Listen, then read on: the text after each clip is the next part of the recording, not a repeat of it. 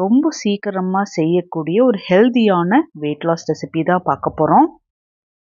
உணவில் கார்போஹைட்ரேட்ஸை முடிஞ்ச அளவுக்கு கம்மி பண்ணிவிட்டு ப்ரோட்டீன்ஸ், ஃபைபர்ஸ், மற்ற விட்டமின்ஸ், மினரல்ஸ் எல்லாம் சேர்த்திட்டு வந்தோம் அப்படின்னாவே ரொம்ப சுலபமாக வெயிட் லாஸ் பண்ணிடலாம்.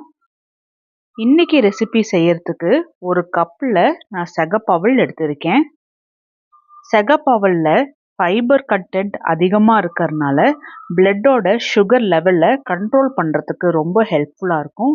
அதே போல் வெயிட் மேனேஜ்மெண்ட்டுக்கும் ரொம்பவே ஹெல்ப்ஃபுல்லாக இருக்கும். ஏன்னா ரொம்ப நேரம் ஸ்டொமக்கை ஃபில்லிங்காக வச்சுருக்கோம். இதை ஒரு முறை நல்லா வாஷ் பண்ணி எடுத்துட்டு 5 நிமிஷம் ஊற வச்சுட்டு அவலை தண்ணியிலேருந்து வடித்து எடுத்து வேற ஒரு பவுலுக்கு மாற்றி எடுத்து வச்சிடலாம். அது மட்டும் இல்லாமல் செகப்பவலில் விட்டமின் பி, கால்சியம், அயன்லாம் இருக்கிறதுனால நம்மளோட ஓவரால் ஹெல்த்துக்குமே ரொம்பவே ஹெல்ப்ஃபுல்லாக இருக்கும்.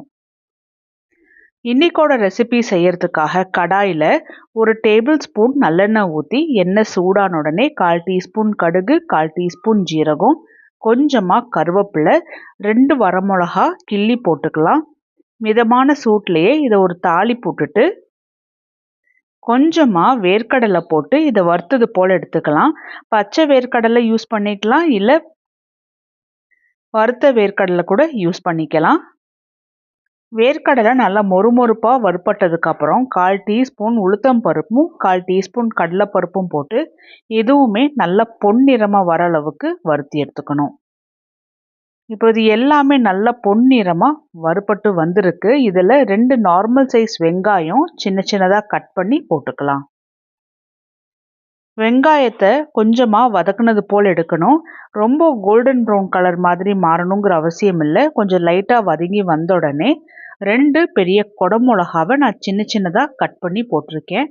இது கூடவே 1/4 டீஸ்பூன் மஞ்சள், தேவையான அளவுக்கு உப்பும் போட்டு வெங்காயத்தோட சேர்த்தி நல்லா கலந்துட்டுக்கணும்.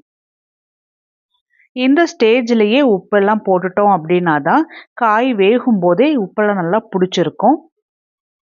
இது எல்லாமே நல்லா கலந்துட்டுட்டு மூடி வச்சு மிதமான சூட்லேயே வேகிறதுக்கு விட்டுறலாம். குடமிளகா நல்லாவே வெந்து வந்திருக்கு, கலரை பார்த்தாவே தெரியும். இது கூடவே வெங்காயமும் நல்லாவே வதங்கி வந்திருக்கு. இதில் ரெடி பண்ணி வச்சுருந்த செகப்பவலையும் போட்டு நல்லா கலந்துட்டுக்கலாம். செகப்பவலோட வெங்காயம், குடமிளகா நல்லா ஒன்று போல் மர்ஜ் ஆகுற அளவுக்கு கலந்துடணும். இது கூட நீங்கள் விருப்பப்பட்டீங்கன்னா கேரட் சேர்த்திக்கலாம், இல்லை முந்திரி பருப்பு சேர்த்திக்கலாம், நம்மளோட சாய்ஸ் தான். எல்லாமே நல்லா கலந்துட்டுட்டு நடுவில் மட்டுமே இது போல் குழி மாதிரி கொஞ்சம் இடம் பண்ணிவிட்டு 1/2 டீஸ்பூன் எண்ணெய் ஊற்றி எண்ணெய் கொஞ்சமாக சூடான உடனே 2 முட்டையை ஊற்றிடலாம். இதில் காரத்துக்கு ஏற்ற மாதிரி நான் கொஞ்சமாக சில்லி ஃப்ளேக்ஸும் தேவையான அளவுக்கு உப்பும் போட்டு நல்லா கலந்துட்டுக்கிறேன். கலந்துடும்போது இது போல் ரவுண்ட் மோஷனில் கலந்துடுங்க. அப்போ தான் உப்பும் சில்லி ஃப்ளேக்ஸும் சம அளவில் நல்லா கலந்துட்டு வரும். ஆரம்பத்தில் நடுப்பகுதியில் வச்சு முட்டையை நல்லா கலந்துட்டுட்டு அதுக்கப்புறமா ஓவராலாக எல்லா அவளோட சேர்த்தியும் நல்லா கலந்துட்டுக்கணும். இதில் மெயினாக நம்ம என்ன பார்க்கணும் அப்படின்னா முட்டையை பச்சையாக விடக்கூடாது. ஏன்னா பச்சை வாசனை வர ஆரம்பிச்சிடும். முட்டை பொரியல் செய்யும்போது எப்படி முட்டை நல்லா உருண்டு உருண்டு வரும், அது போல் நல்லா உருண்டு உருண்டு வர அளவுக்கு நல்லா புரட்டி எடுத்துக்கணும். கடைசியாக 1/4 டீஸ்பூன் குருமிளகு தூளை தூவி விட்டு நல்லா ஒரு முறை கலந்துட்டுறணும். அவ்வளோதான், ரொம்ப ஹெல்தியான அவல் முட்டை உப்புமா ரெடி ஆயிடுச்சு.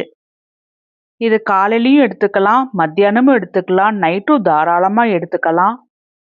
ஸ்டொமக் ரொம்ப ஃபில்லிங்காக இருக்கும். வெயிட் லாஸ் பண்ணுறவங்களுக்கு மட்டும் இல்லை, சுகர் இருக்கிறவங்க தாராளமாக செஞ்சு சாப்பிடுங்க.